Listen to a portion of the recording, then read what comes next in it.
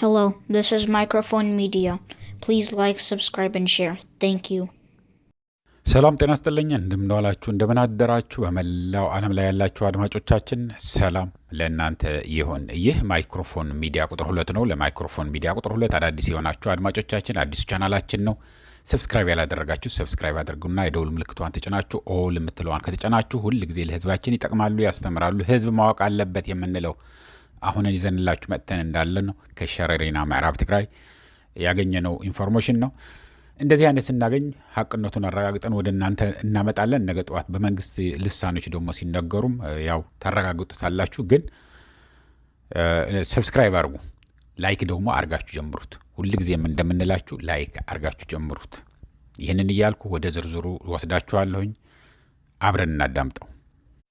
ዝርዝር እንግዲህ ያገኘነውን ዝርዝር ምን ያህል እንደሆነ አንነግራችሁን ቁጥሩ እንጂ ጠበንጃዎቹን አይነቶች፣ የሮኬቶቹ አይነቶች፣ የተማረኩ መኪኖች ኦራልም ይሁን ፒክአፕ ጄኔሬተር ሳይቀር የተማረከበት አለ። እሱን በዝርዝር እንነግራቸዋለን። ብዙ ሰራዊትም ተማርከዋል። አድማጮቻችን ከተማረከ እውነት ለመናገር በቲዲኤፍ ስር ያለ ምርኮኛ በደል ይደርስበታል የሚል እስካሁን የትም አታገኙም። ይሄ አንተ ወገናዊነት ይዘህ ነው ምናምን ልትሉ ትችላላችሁ። ማንኛውም ሰው ከብርሃኑ ጁላ ጀምሮ ማለት ነው። ብርሃኑ ጁላ ብትሉ፣ ባጫ ደበሌ ብትሉ፣ እዛ በሙሉ ጀነራሎቹ በቀደም እንዳሳየናችሁ 8ቱም ትልቅ ቦታ ላይ ያሉ የተማረኩ ናቸው። ግን ከነሱ ጀምራችሁ አያያዙ የትግራይ ሰራዊት ምርኮኞቹን እንዴት አድርጎ እንደሚይዝ የታወቀ ነው። ጓዱ ቆስሎ እያለ ቅድሚያ ለተማረከው ነው የሚሰጠው። አንተን ለመግደል ጥይቱ እስኪጨርስ ድረስ ተኩሶ ጠበንጃውን ጥይቱን ሲያልቅ እጁ የሰጠውን ያለችህን ኳዳ ውሃ ይሰጣሉ። መድኃኒትም ካለቻቸው ያረጋሉ። ወላዶች አሁን ወሎ ምናምን በገቡበት ጊዜ ወላዶቹን አዋልደው በሌላቸው መድኃኒት አክመው ሲሄዱ የታወቀ ነው። በዚህ ምልህ ይሄ በዝርዝር የምታውቁት ሊሆን ይችላል ብዬ ነው የምገምተው። ምክንያቱም ትግራይ ላይ የተማረከ በቲዲኤፍ የተማረከ በ17ቱ ዓመትም ይሁን ከዛ በኋላ መከላከያ ውስጥ እያሉም ይሁን አሁንም ይሁን የተማረከ በደል አይደርስበትም። ይሄ በእርግጠኝነት በ10 ጣቴ ፈርሜ ማይክሮፎን ሚዲያ እንደዚህ ብለህ አልነበረም ወይ እንደዚህ በደል ደርሰዋል ከተባለ እኔ ክሳለሁ። እውነቴን ነው የምነግራችሁ። ሚዲያ ላይ ወጥቼ ነው የምናገራችሁ ያለሁኝ። ግን በጣም የሚያሳዝነው የድሃ ልጆቹን የረገፉት ነው። ምንም ነገር የማያውቁ ተመተው እዛ ሁመራ ሆስፒታል ላይ የመጡትን በጣም ሲያለቅሱ በጣም ያሳዝናሉ አሉ። በኦሮምኛው የደቡብ ቋንቋዎች የተለያዩ ብሔር ብሔረሰቦችን እንግዲህ በብዛት ወታደሮቹ ከደቡብና ከኦሮሚያ ነው የሚመጡት እና በቃ የአማራ ተወላጆቹም ወይኔ እናቴ ይሄ ሁሉ ተምሬ እዚህ ቀረሁልሽ እንዲህ ልሆን ነው ወይ ይሄ ሁሉ የለፋሁት እንደዚህ አላላችሁንም ወይ ይሄ ተከዜዘብ ምናምን ብለው የወሰዷችሁን እዛና በጣም የሚያሳዝን ድምፆቹንም አሰምተውናል። በጣም ያሳዝን። እውነቴን ነው የምነግራችሁ። ይሄ ለይስሙላ አይደለም የምናገር ያለሁት። ምክንያቱም የአብይ አህመድ ልጆች አይሞቱም። የሽመልስ አብዲሳ ልጆች አይሞቱም። የባለስልጣኖች ልጆች አይሞቱም። የሚመቱት የድሃ ልጆች ናቸው፣ ታፍሰው የሚመጡ ከኦሮሚያ። አሁን አስደንጋጭ ዜና ከዚች ቪዲዮ በፊት አፕሎድ ያደረግንላችሁ ምንድን ነው የሚሉን? አስገድደው ከአንድ ቀበሌ ከ60 እስከ 150 ሰው ድረስ ካላመጣ አንተን ግንባር ልካሃለሁ ብለው እያፈሰም ይሁን ገንዘብ ክፍሎም ይሁን አስገድዶም ይሁን ምን አድርጎ ህፃናት አይቀር የበላይኛው እድሜው ነው የሚታየው። እስከ 67 ነው የሚለው።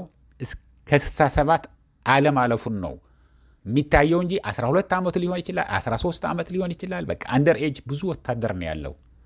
ስለዚህ እነዚህን የድሃ ልጆች አፍሶ ወስዶ ጥይት ማብረጃ ጥይት ማስጨረሻ ማድረግ እኔ እንዴት አይነት ጭካኔ እንደሆነ ሊገባኝ አይችልም። እውነቴን ነው የምነግራችሁ። ይሄ ጊዜ አትፍጅ እንደዚህ ነው ምናምን ልትሉ ትችላላችሁ። እኔ ከፈለጋችሁ ወጥታችሁ ሁላችሁም ሂዱ። ይሄ ከልቤ የሚሰማኝ ነው። የልጆች አባት ነኝ እኔም። በጣም ነው የሚያሳዝነው። ከዛ ያየ ነው ከሁመራ ራሱ ሆስፒታል ውስጥ በቃ አጥለቅልቆ የተመታና የቆሰለ የሞተው ማንም አላነሳውም፣ ዞር ብሎም አላያዩትም። እንግዲህ በአንድ ቀን ውስጥ ነው መሀል ሜዳ ላይ ወስዶ ያልጠበቀውን መሳሪያ ነው እዛ የቆየው። መሀል ሜዳ ለጥ ያለ የእርሻ ሜዳ ላይ ነው ይዟቸው ግቡ ብሎ ያስገባቸው በሌሊት ሳይነጋ። ከዛ በኋላ እዛው ረግፎ ቀረ። ይሄ ያላሳዘነ ምንድን ነው የሚያሳዝናችሁ? ለምንድን ነው አሁን እነዚህ ለምን ሞትን ሊሉ ነው? ለምንድን ነው የሞቱት ቢባል አካላቸው ጎድሎ እንኳን የተመለሱ እኮ ጥሮታ ስጡን ብለው ሲጠይቁ ውጡ ብለው ነው ያባረሯቸው። ከብርሃኑ ጁላ ቢሮ በር አካባቢ እዚህ ድርስ ብትሉ ብለው በሏቸው ብለው ነው ያባረራቸው። ይህ የተረጋገጠ ዜና ነው የምነግራቸው ያለ። በድምፅ ላሰማችሁ ይችላለሁ። እያለቀሱ የነገሩን እየደወሉ ታውቃላችሁ፣ እየተደወለ እንደሚነገረን። ስለዚህ በጣም ያሳዝናል። ግን በብዛት እኔ ዝርዝሩን ይሄን ያህል ሞተዋል፣ ይሄን ያህል ምናምን ሆነዋል ብዬ አልነግራችሁም። ግን በብዛት የሞቱ አሉ። እስካሁን አንድ እንኳን እዛ የሞተውን ወታደሩ አንድ እንኳን አላነሳም፣ አንዱንም አልቀበረም። የብልጽግና ሰራዊት እግሬ አውጪኝ ሩጫ ነው። ጦርነት እንግዲህ ሁል ጊዜ አንዱ ይገፋል፣ አንዱ ይገፋል። ምን እንደሚሆን ነገ ጧት አናውቅም። እስካሁን ድረስ ግን ረግፈው ያሉት አሁን ትናንትና ገባ ተብለው የገቡ ሰዎች ናቸው። እንግዲህ የተማረኩትን አይነት ልንገራቸው አድማጮች። የተማረኩትን ቁጥሩ ንገረን እንዳትሉ፣ ምክንያቱም በሚመለከተው አካል ይደርሳቸዋል። የሞተውም የቆሰለውም እጅ የሰጠም ሁሉንም በዝርዝር ይሰጣቸዋል። ከጥቅም ውጭ ሆነ ማለት ወይ ቆስለዋል፣ ወይ ሞተዋል፣ ወይ ደግሞ ተማርከዋል። ስለዚህ ተመልሶ ወታደር አይሆንም። ትልቁ ችግር ያለው አሁን ለምሳሌ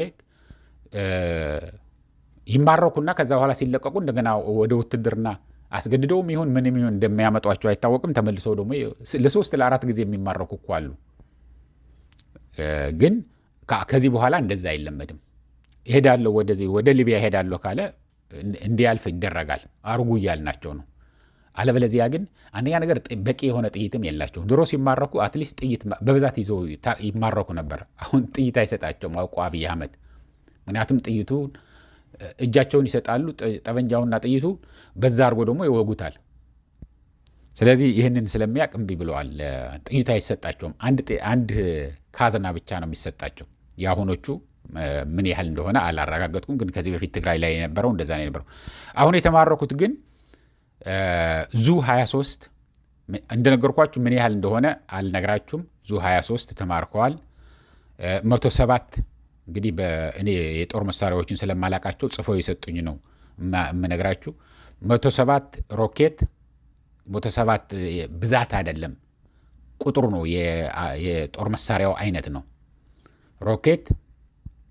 እሱም ተማርከዋል። ስንት እንደሆነ አሁንም አልነግራችሁም። ስለማንኛውም ከዚህ በኋላ አልደግምም። ስለማንኛውም ብዛቱ አልነግራችሁም። ኮርኔት የሚባል ደግሞ እሱም ተማርከዋል። የምታውቁ ሚሊተሪ ውስጥ ያላችሁ አድማጮቼ በደንብ ልታብራሩልን ልትጽፉ ትችላላችሁ። ያው መጽሐፍ ጥሩ ነው፣ ጽፋችሁ እንድንማማርበት ማለት ነው። ሞርታርም 2 አይነት ነው የሚያሳየኝ ያለው። ሞርታር 2 አይነት ተማርከዋል። ብዛቱ እሱንም አለ፣ ግን አልነግራችሁም። ምክንያቱም በሚመለከተው በሴንትራል ኮማንድ የትግራይ ሴንትራል ኮማንድ ሁሉንም የሞተውም የቆሰለውም የተማረከውም ሁሉ በዝርዝር ስለሚናገር ማለት ነው። ሌላው አይነቱ የማይታወቅ ሞርታርም ተማርከዋል። አይነቱ ምን ተብሎ እንደሚጠራ ያላወቁትን እዛ ማለት ነው። አይነቱ በትግርኛ ምንድን ነው ይላል? አይነቱ ዘይተፈለጠ ሞርታር ይላል። አይነቱ ምን እንደሆነ ስሙ ያልታወቀ ሞርታርም ተማርከዋል። ብዛቱ እሱንም አለው።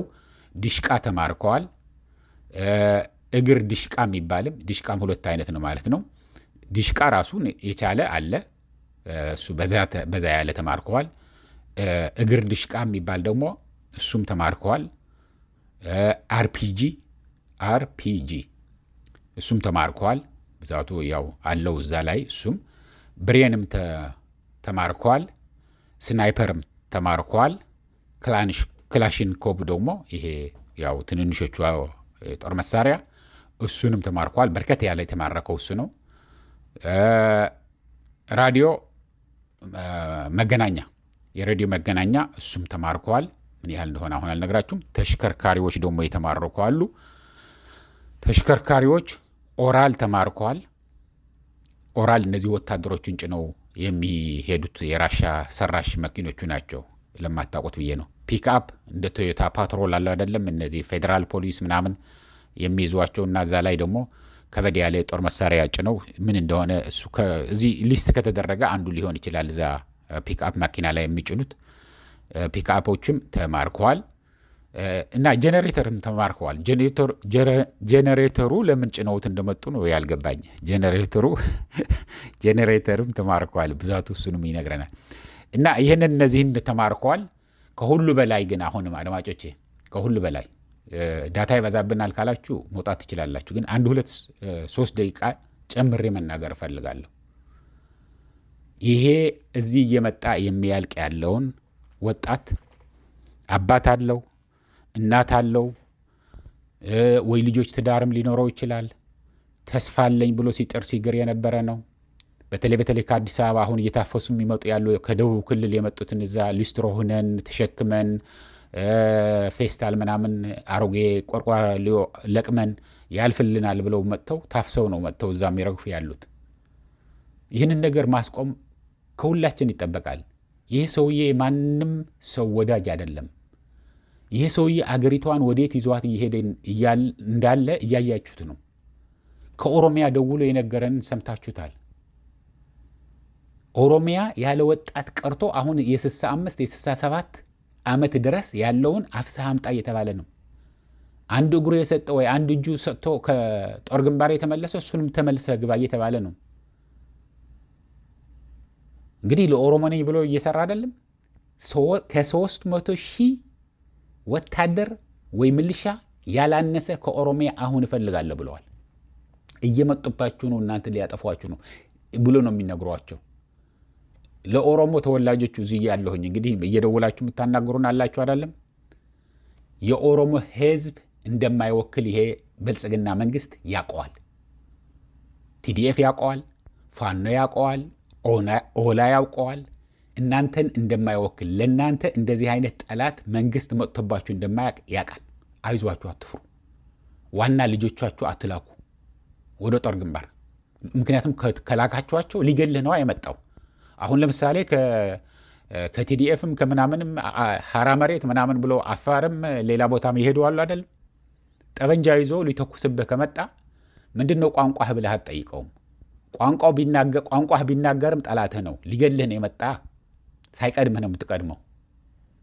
ስለዚህ ወደ ጦር ግንባር እንዳይሄዱ ልጆቻችሁን ከልክሏቸው። ማንም ሰው ግን በተለይ የኦሮሞ ተወላጆች፣ የደቡብ ህዝብ ተወላጆች ይህንን ነገር አያዋጣችሁ። ይህንን ነገር ሁሉንም ተባብሮ ሆ ብሎ መነሳት አለበት። ማንንም አይወክልም። ይሄ ሰውዬ ቢቆጠር 300 ሰውም አይሆንም።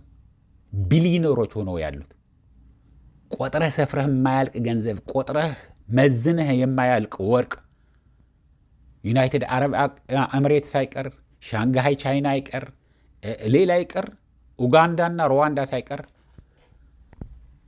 ብዙ አካውንትና ብዙ ብር ብዙ ኢንቨስትመንት አላቸው እነዚህ ሰዎች። ይህንን እያልኩ አድማጮች በዝርዝር በተከታታይ እናመጣላችኋለን። ሰብስክራይብ ካላደረጋችሁ ሰብስክራይብ አድርጋችሁ ውጡ።